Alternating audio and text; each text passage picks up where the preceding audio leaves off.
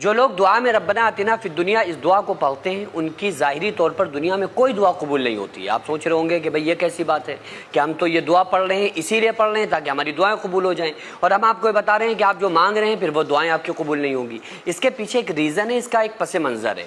چونکہ یہ دعا جو ہے نا ربنا آتنا فی الدنیا، یا ویسے تو آقا علیہ السلام سے ثابت ہے، قرآن میں بھی موجود ہے اور اس کی بڑی فضیلتیں بھی آئی ہیں، لیکن اس دعا میں جو الفاظ ہیں وہ جب آپ دعا پڑھیں گے تو جو اور دعائیں آپ مانگ رہے ہوں گے وہ عام طور سے ایسا ہو رہا ہوتا ہے کہ ظاہری طور پہ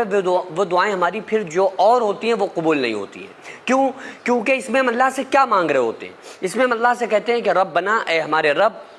آتنا فی الدنیا حسنہ، جن چیزوں میں دنیا میں ہمارے لیے بھلائی ہو ہمیں وہ عطا فرما دے، وفی الآخرۃ حسنہ، اور آخرت کی بھلائیاں عطا فرما دے، وقنا عذاب النار، اور جہنم کی آگ سے بچا۔ تو جو پہلے ہم کہہ رہے ہوتے ہیں، اللہ سے مانگ رہے ہوتے ہیں کہ ربنا آتنا فی الدنیا حسنہ، کہ اللہ ہمیں دنیا میں وہ چیزیں عطا فرما جس میں ہمارے لیے بھلائی ہو، تو عام طور سے ہمیں اللہ پھر وہی چیزیں عطا فرماتا ہے جس میں ہمارے لیے بھلائی ہو، اور ہم الگ سے بھی چیزیں مانگ رہے ہوتے ہیں کہ ہمیں فلاں چیز دے دے، فلاں چیز عطا فرما دے، ہمارے لیے یہ کر دے، ہماری وہ دعا قبول کر لے۔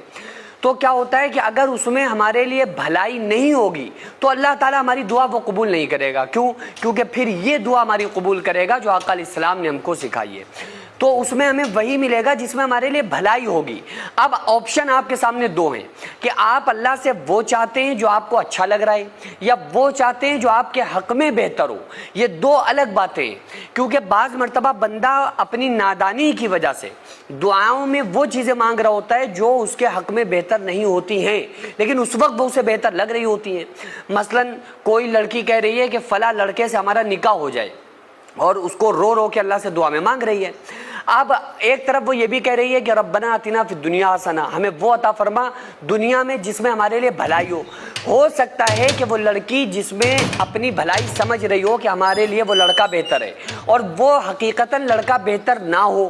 اب وہ اس کو مانگ رہی ہے، تو یہ اس کی دعا قبول ہوگی؟ نہیں ہوگی، کیونکہ اللہ اسے وہ عطا فرمائے گا جو اس کے حق میں بہتر ہو، اور وہ لڑکا تو اس کے حق میں بہتر ہے ہی نہیں، تو وہ اللہ تعالیٰ اس کو نہیں دے گا، تو اسے لگے گا کہ شاید یہ ہماری دعا قبول ہی نہیں ہو رہی ہے۔ لیکن اصل میں اللہ اس کو وہ دینا چاہتا ہے جو اس کے حق میں بہتر ہو۔ تو کبھی بھی اگر ظاہری طور پر ہماری دعائیں قبول نہیں ہو رہی ہیں تو ہم مایوس ہو جاتے ہیں، ہمیں لگتا ہے کہ یار ہمیں کیوں یہ چیز نہیں ملی۔ ہو سکتا ہے کہ اس میں ہمارے لیے ہماری بھلائی نہ ہو، ہمارے لیے خیر خواہی نہ ہو، اس لیے اللہ تعالیٰ ہمیں وہ نہ دے رہا ہو، لیکن اس کا مطلب یہ نہیں ہے کہ ہماری دعا بیکار چلی گئی، رد ہو گئی، کیونکہ حدیث میں آتا ہے کسی کی دعا بیکار نہیں جاتی ہے، کسی کی دعا رد نہیں ہوتی ہے۔ اگر ظاہری طور پر دنیا میں وہ دعا قبول نہیں ہو رہی ہے تو اللہ تعالیٰ اس کا نعم البدل